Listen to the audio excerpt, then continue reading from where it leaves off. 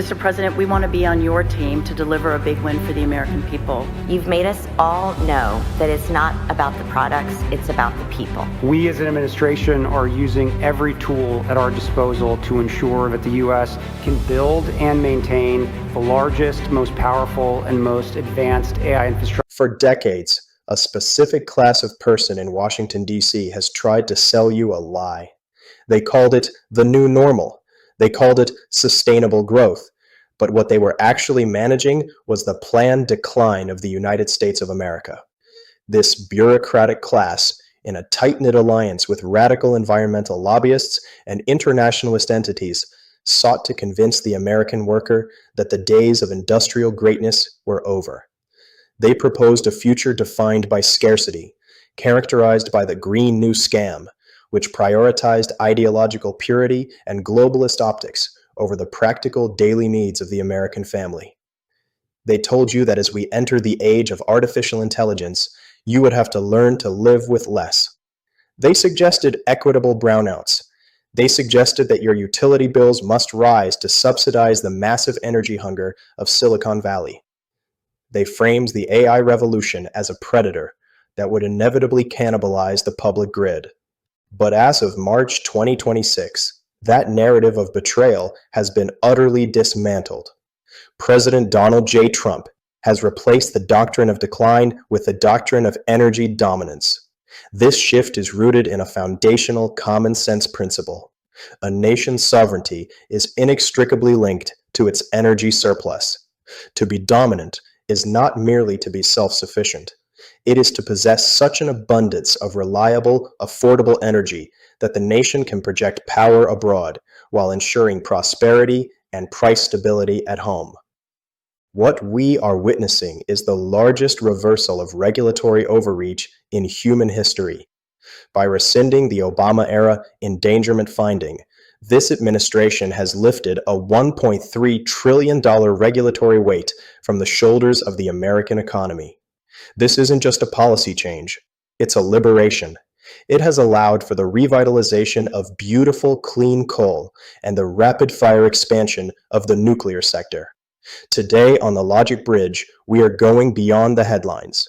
We are examining how the Ratepayer Protection Pledge forces the world's wealthiest companies to pay their fair share, how we saved the PJM Grid from a manufactured collapse, and why the water use hoax is the media's last desperate attempt to stop American progress.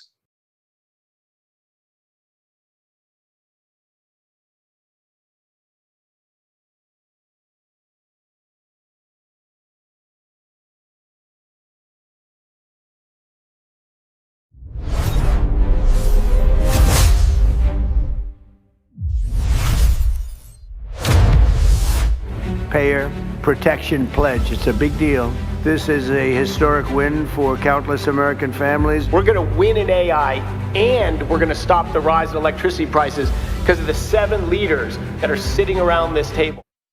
On March 16th, 2026, the Trump administration secured a victory that will define the digital age for the next 50 years. The signing of the Ratepayer Protection Pledge by 7 of the world's most powerful technology firms represents a fundamental realignment of corporate responsibility. For too long, big tech has enjoyed the benefits of American infrastructure while offloading the costs onto the forgotten American. Let's be clear, this was not a corporate welfare deal or a symbolic pinky swear, as the media lapdogs at the CEPR have claimed. This is a common-sense accountability mandate enforced by the regulatory authority of the National Energy Dominance Council, NEDC. The pledge operates on 5 specific, logically defensible pillars. Pillar 1, the build, bring, or buy requirement. This ensures that data centers do not cannibalize the existing power supply. If a company like xAI wants to build a supercomputer, like their Colossus project, they are now mandated to bring their own generation resources to the table. In Tennessee, for example, xAI is bringing 1.2 gigawatts of its own power. This prevents a zero-sum game where technological progress for the elite leads to energy poverty for the working class. Pillar 2, ending the socialized infrastructure tax.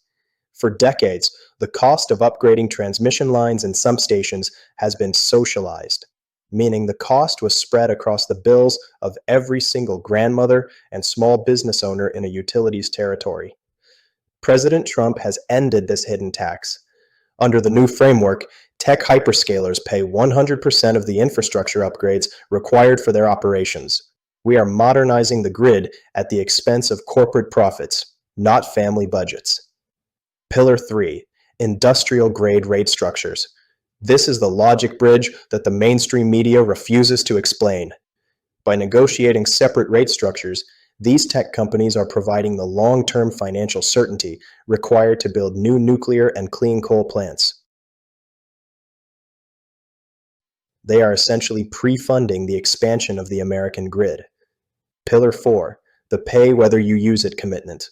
These companies are now the anchor tenants of the American grid. They provide a baseload buffer. If a data center's demand drops, that excess power doesn't disappear, it remains in the grid, creating a surplus that downwardly influences prices for the local community. Pillar 5, decoupling technological progress from inflation. By mandating that these companies fund their own energy needs, the administration has effectively decoupled AI growth from utility inflation. You get the benefits of being the world leader in AI without the green new scam price tag. To truly appreciate the necessity of these actions, we have to look at the manufactured catastrophe that was brewing in the PJM power market. PJM serves 65 million Americans. By early 2026, it was on the brink of systemic failure. Why?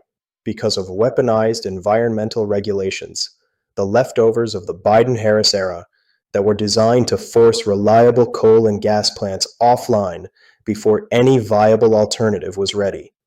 In January 2026, the National Energy Dominance Council, NEDC, issued a market intervention directive. This was the life-saving surgery the American grid required. The media's attempt to frame this as an environmental setback is easily dismantled by the reality of physics. Without these baseload plants, the surge in AI demand would have led to catastrophic grid failures. The Trump administration's all-of-the-above approach recognizes that sovereignty requires reliability. We have to address the Democrat report released on March 17th, which tried to claim that electricity rates rose in 2025.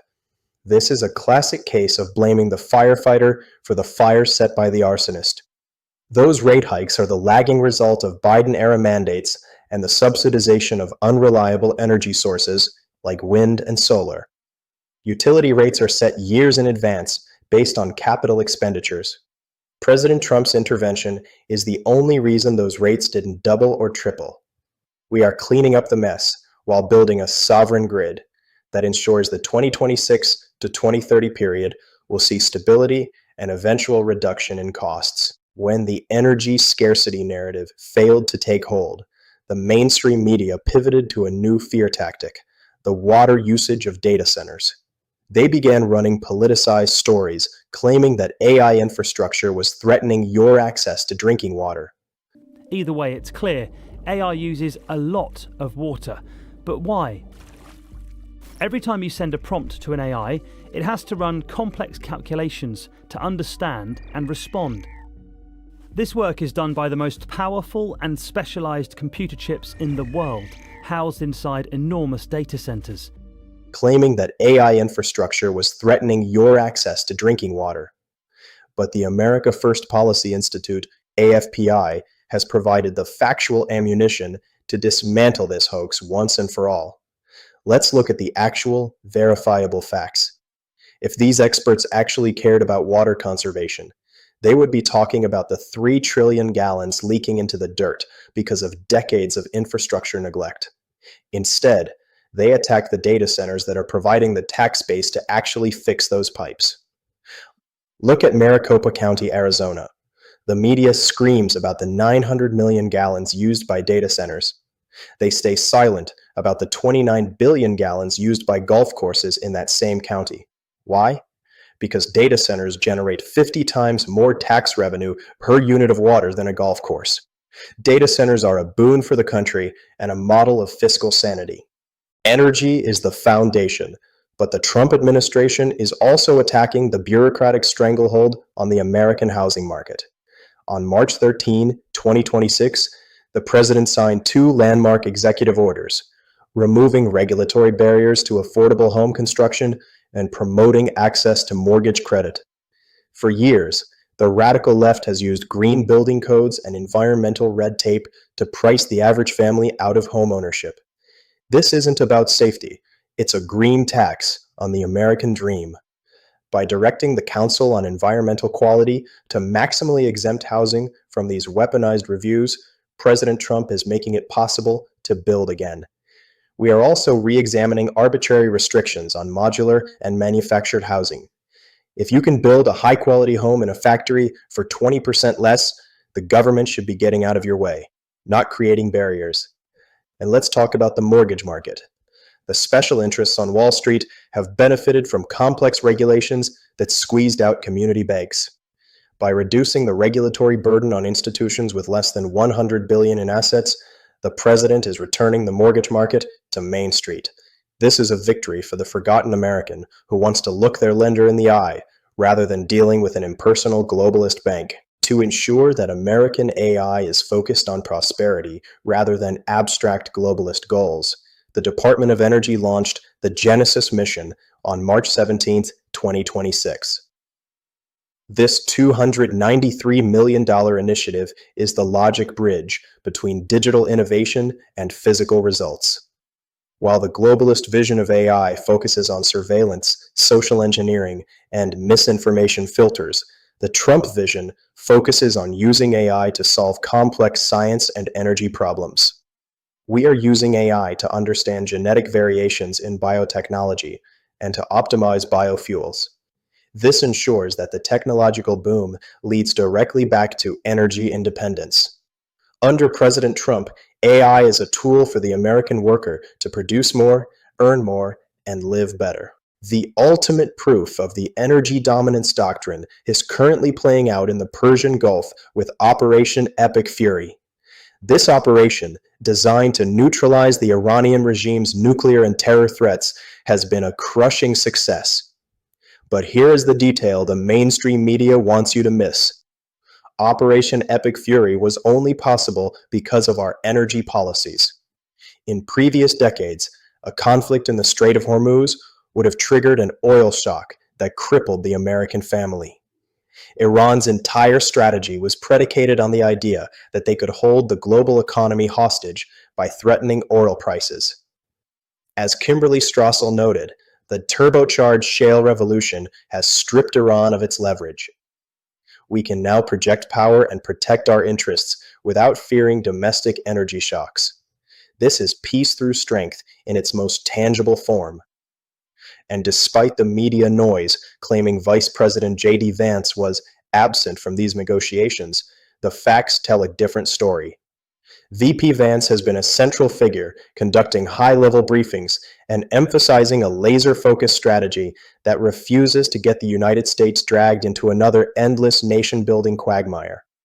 He is ensuring that Operation Epic Fury is about American security, not globalist adventurism. The research is clear. The data is indisputable. The Trump administration's actions in early 2026 represent a coherent, logically defensible, and highly successful agenda for the American people. By forcing big tech to pay its fair share through the Ratepayer Protection Pledge, the president has protected you from the costs of the AI revolution. By dismantling the regulatory state in energy and housing, he has restored the foundation of the American dream. The betrayal narrative of the left, the idea that we must choose between progress and prosperity, has been defeated by the doctrine of energy dominance. We are no longer a nation in decline. We are a nation that has reclaimed its sovereignty. The logic is on the side of the American worker. The facts are on the side of the president. And the logic bridge provides the ammunition required to secure a prosperous, dominant America.